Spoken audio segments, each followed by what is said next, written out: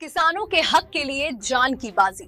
वैनगंगा तट पर भारी तनाव, कांग्रेस का बड़ा हल्ला बोल। भंडारा से इस वक्त की सबसे बड़ी और सनसनीखेज खबर। लोगों के हक के लिए प्रदेश कांग्रेस अध्यक्ष नाना पटोले और सांसद प्रशांत पटोले आज शेकड़ों कार्यकर्ताओं के साथ सीधे वैनगंगा नदी के गहरे पानी में उतर गए। भंडारा के काढ़ा के वैनगंगा नदी के तट से शुरू हुए इस संघर्ष ने जल समाधि आंदोलन का रूप ले लिया। जिले के शेकड़ों किसान अपनी मांगों को लेकर सरकार के खिलाफ मोर्चा खोल चुके हैं। आखिर क्या है पूरा मामला, देखिए हमारी ये ग्राउंड रिपोर्ट। तस्वीरों में आप देख सकते हैं, ये नजारा है भंडारा की वैनगंगा नदी का, जहां कांग्रेस प्रदेश अध्यक्ष नाना पटोले और भंडारा गोंदिया के सांसद डॉक्टर प्रशांत पटोले कार्यकर्ताओं के साथ अपनी जान जोखिम में डालकर उफनती लहरों के बीच खड़े हैं। ये कोई सांकेतिक प्रदर्शन नहीं, बल्कि एक आर पार की लड़ाई है। कारधा चौक से वैनगंगा नदी के तट पर उमड़े जनसैलाब ने सरकार को स्पष्ट चेतावनी दी है कि जब तक हमारी मांगें पूरी नहीं होंगी, ये आंदोलन पीछे नहीं हटेगा। आंदोलनकर्ताओं की मांग है कि धान खरीदी का लक्ष्य तुरंत बढ़ाया जाए, बिना किसी शर्त के किसानों का पूरा कर्ज माफ किया जाए, खेती के लिए पर्याप्त बिजली और फसल बीमा का लाभ मिले, गोसी खुर्द और बावनथड़ी परियोजना के प्रभावितों को तत्काल न्याय मिले, सरकार अनुसूचित जाति के आरक्षण में वर्गीकरण के फैसले को रद्द करे, जनगणना में ओबीसी के लिए स्वतंत्र कॉलम हो। इस वक्त मौके पर भारी पुलिस बल तैनात थी, लेकिन लोगों का आक्रोश थमने का नाम नहीं ले रहा था। नाना पटोले ने दो टूक शब्दों में कहा है कि सरकार कुंभकर्णी नींद में सोई है और उसे जगाने के लिए जल समाधि ही एकमात्र रास्ता बचा है। इस वक्त वैनगंगा नदी के तट पर तनावपूर्ण स्थिति बन गई थी। प्रशासन लोगों को समझाने की कोशिश कर रहा था, लेकिन कांग्रेस नेताओं का कहना है कि अब वादों से काम नहीं चलेगा, सीधे ठोस निर्णय चाहिए। तुम्ही आमच्या एखाद्या कार्यकर्त्याला थांबलं की इथंच थांबा, तुम्हाला जाता येणार नाही, आणि मग कुठला हा प्रकरण चिरगळला तर सर्वस्वी जबाबदार तुमची पोलीस प्रशासनाची राहील, याची दक्षता घ्या। जो चलो कारदा हा मोर्चाचं आयोजन होतं, हा मोर्चाचं आयोजन कशासाठी आहे? कारण की ह्या शासनाने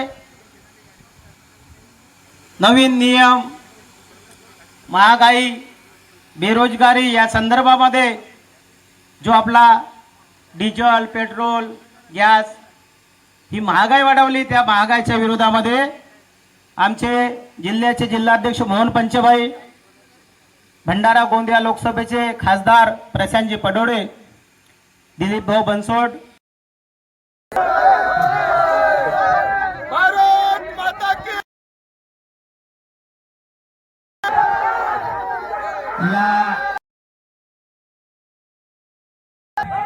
काँग्रेस पक्षाचे आज एवढा त्रास परिस्थिती निर्माण केली या लोकांनी की शेतकऱ्यांना जगणं मुश्किल झालेलं आहे।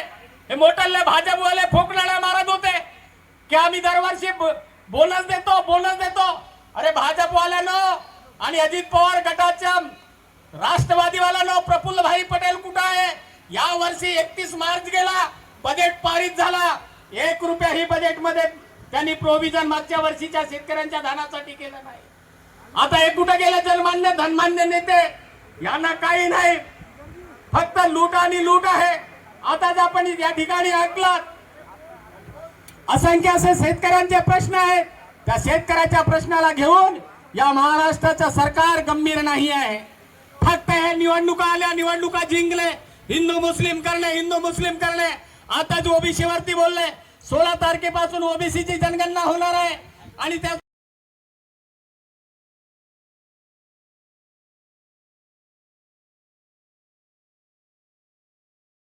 की ओबीसीची जनगणना झालीच पाहिजे, पण या आणि त्याच्यानंतर त्यांनी बघितलं ओबीसीचा मूड हा बदलत आहे देशाचे। आम्हाला समजते कोणत्या का करायचं। आम्ही बघितलं ओबीसीच्या बाबतीत मोदीजीने म्हटलं होतं की गावातून त्यांना परत पाठवा, तेव्हा त्यांच्या लक्षात येईल। आज जे आहे जे शेतकऱ्यांचा ओबीसीचा मुद्दा मोठ्या गोष्टी सांगितलं होता, 8-12 महिलाचं सौभाग्य असते, महिलाचं एक दागिना, आणि त्या दागिन्यावर ह्या लोकांनी बंदी आणली आहे। आज आमचा गोरगरीब शेतकरी आपल्या मुलांचं लग्न करतो, कसा तरी 2-2 पैसे मिळवून आपल्या मुलांच्या लग्नासाठी, मुलीच्या लग्नासाठी सोनं खरेदी करायसाठी कितीही महाग झाला असला तरी पण त्या संस्कृतीनुसार आपल्या मुलीला सोनं बंदी. म्हणजे यांनी याच्यासाठी भाव वाढवून ठेवलं का की आमच्या छोट्याशा ह्या शेतकऱ्याला आपल्या मुलांच्या किंवा आपल्या मुलींच्या लग्नासाठी जे सोनं खरेदी करायची आहे त्यासाठी यांनी बंदी घातलेली आहे. आज आमच्या महिला आहेत, एक गाडी मोदी सरकार म्हणायचे की आम्ही सर्वांना महिलांना गॅस मोफत देऊ. जवळपास 2014 पासून तर 26 पर्यंत मोफतचं काय, ती 400 रुपयाचा सिलेंडर आज 1200 वर पोहोचलेला आहे ना. आज आमची अशी परिस्थिती झालेली आहे की प्रत्येक महिलेला स्वयंपाक करायसाठी आज चुलीवर तिला स्वयंपाक करायची वेळ आलेली आहे.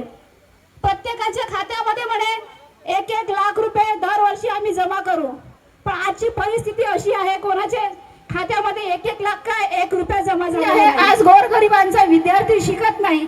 आताच 2 दिवसाच्या नंतर बिचारे मुलं रात्रंदिवस शिकतात, रात्रंदिवस अभ्यास करतात. आज त्या मुलांचं नीटचं पेपर फुटत आहे आणि त्यांची मेहनत वाया जात आहे. अशी परिस्थिती ह्या देशामध्ये ह्या मोदी सरकारने घालवून ठेवलेली आहे. आणि म्हणतात की खावाचं तेल कमी करा. आता माणसाला जीवन जगायचं आहे तर काहीतरी खावं तर लागेलच ना. त्यांनी खावाच्या तेलावर बंदी आणलेली आहे. म्हणतात की तुम्ही पेट्रोल आणि डिझेलचा वापर कमी करा, परंतु आजपर्यंत त्याच्यावर कारवाई झालेली नाही. का? कारण त्यांचेच लोक आहेत. कारण पेपर फुटीमध्ये सुद्धा बीजेपीचेच मंत्री संत्री अडकलेले आहेत. ते नेहमी म्हणतात की आम्ही विद्यार्थ्यांसोबत आहो, महिलांसोबत आहो, शेतकऱ्यांसोबत आहो, पण त्यांना फक्त त्यांची सत्ता हस्तक्षेप करायची आहे. त्यांना कुठलेही शेतकऱ्यांच्या लोकशाही मान्य नाही, कारण की हे लोक बेईमानीने निवडून आले. केरळ, तामिळनाडू या राज्यात का जिंकून येऊ शकत नाही हे लोक? कारण तिथं चिखल नाही. तिथं धर्माचा चिखल यांनी निर्माण करू शकले नाही, कारण की तिथले लोक हुशार आहेत, समजदार आहेत. आपण भोळे बाबळे लोक आपल्याला धर्माच्या नावाने मुसलमान वर्सेस हिंदू असा वाद निर्माण करून त्यामध्ये आपल्याला गुंतवतात. पोटा पाण्याच्या प्रश्नाची चर्चा नाही आणि चर्चा न करता आपण 5 वर्ष यांच्या अत्याचाराच्या खाली जगतो आणि मग धर्माच्या आधारावर या लोकांना चिखल करण्यासाठी मदत करतो. आता या सगळ्या बहुजनांनी, ओबीसी समाजाने आता याच्यातून सबक घेतला पाहिजे की यांच्या या वारंवार लांडगा आला रे आला ही जी कथा आपल्याला लहानपणात होती, आता या भाजपच्या बकऱ्या आता खाऊ दिल्या पाहिजेत. आता हे किती रक्तानं भरून आले आणि खरंही असेल तरी आता त्याला हे लांडगा आला रे आल्याची कथा तुम्हाला सगळ्यांना माहित होती, मी सांगायची गरज नाही. आता यांची बकऱ्या खायची यांनी 3दा यांनी खोटं बोलले. तो लांडगा आला रे आला आपल्या बालभारतीमध्ये धडा होता, तो 2दाच त्यानं त्या गावकऱ्यांना बुद्धू बनवलं होतं. 3ऱ्या वेळेस गेलंच नाही आणि खरंच लांडगा आला आणि त्याच्या बकऱ्या खाल्ल्या. यायनं तर आपल्याला 3 वेळ बुद्धू बनवलं. आता म्हणतोय की तुम्हाला सोनं घेऊ नका. आपल्या हिंदू संस्कृतीमध्ये हातावर कमवणारा खाणाराही माणूस असेल ना, बाई असेल ना, ती वालभर सोनं आपल्या पोरीच्या लग्नासाठी जमा करते. नाही दिली बांगडी करू शकत नाही नक्की करू शकत, पण ते मंगळसूत्राला आपल्या सोनेला ते मंगळसूत्र लावण्यासाठी त्याला सोन्याची चादर चढवते थोडी तरी. आता तर मोदी सांगते का अजिबात सोनं घेऊ नका. कोणताही कार्यक्रम असेल.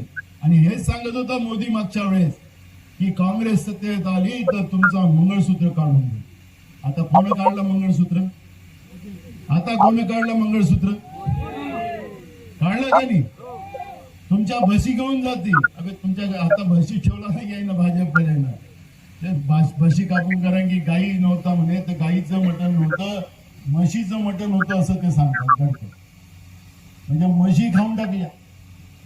म्हणजे सांगायचं तात्पर्य या भाजपनी निवडणुका आल्या की आपलं काही ना काही तोडसूक घ्यायचं आणि आपण त्याच्यात फसायचं आणि त्याच्यात फसून 5 वर्ष त्यांच्या अत्याचार आणि अन्यायाच्या या काळामध्ये जगणं हे आता असह्य झालं.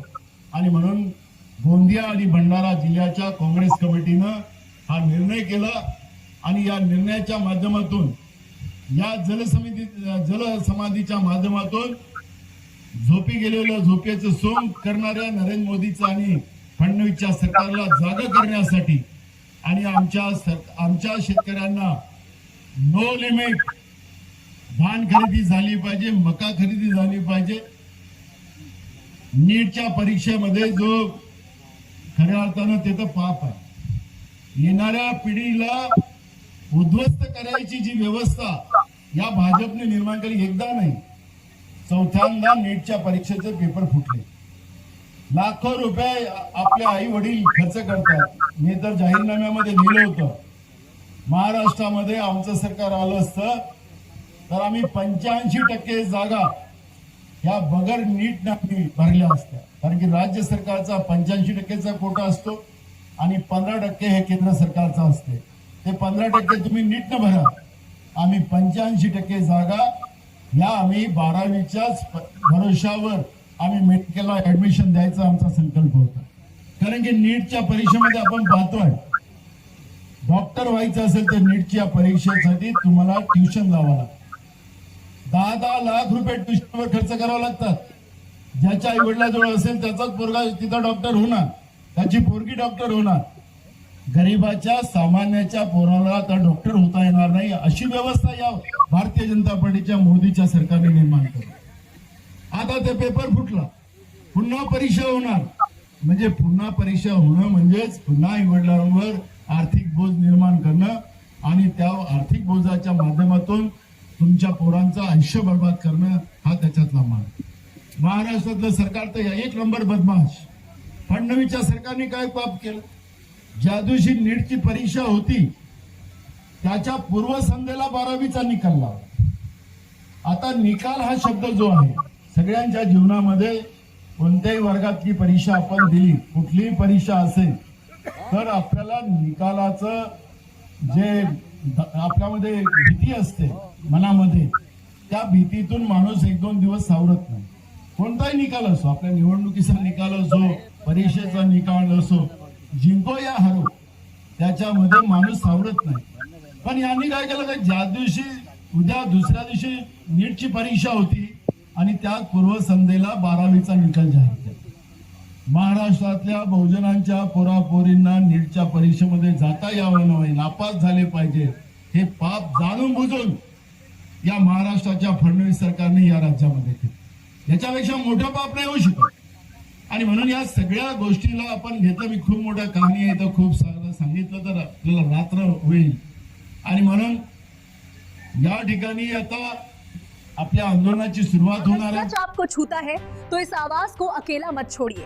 चैनल को लाइक करें, सब्सक्राइब करें और बनिए जनता की आवाज।